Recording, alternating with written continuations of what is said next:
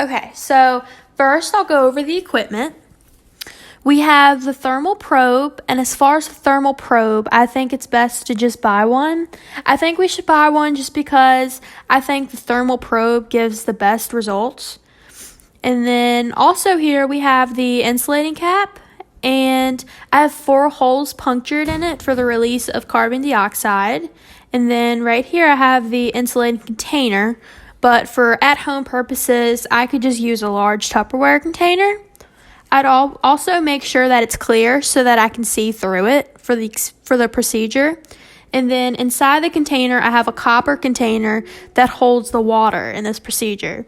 I have a hole through the copper container and the Tupperware container that a metal rod or a pencil, really doesn't matter which one you use. So the metal rod or the pencil will go through the container and through the Tupperware to hold the container up for when you're doing the procedure. And then at the bottom of the design, we have our food sample, which is being held by a pen, or you can use a needle. And as you see here, it's held by a stopper.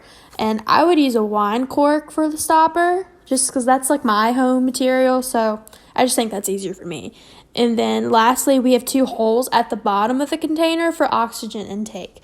And then under the calorimeter, we have our wooden platform to hold it in place.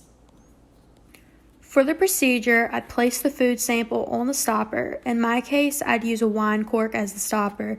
I would then have to stick my hand in the container and put the food sample a good distance under the copper container. I would then have to make sure that everything else is in place for the procedure. Then I would have to take a graduated cylinder and measure an amount of water. In this case, I'll just say 100 milliliters. I will then have to pour the water into the copper container. And then I would take my stopper, I would have to get my stopper back and with the food sample and set it on fire and then safely put it back in the container under the can.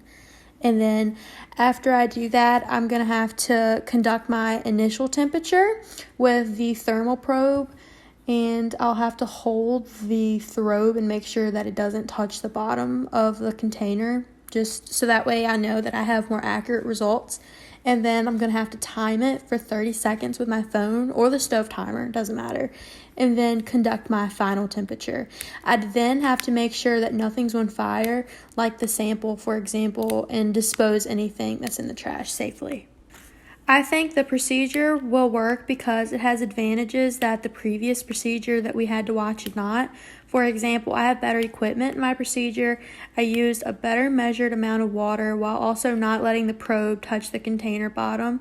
And I used an accurate timer to calculate my temperature. For things I'd fix, I'd add something additional to hold the probe in place. That way, no mistakes can be made and the probe won't touch the bottom. And then lastly, I would also try and make it an easier access for me to put the sample like under the container, because I feel like it's not safe to just put your hand in there, so that's something else that I'd have to fix.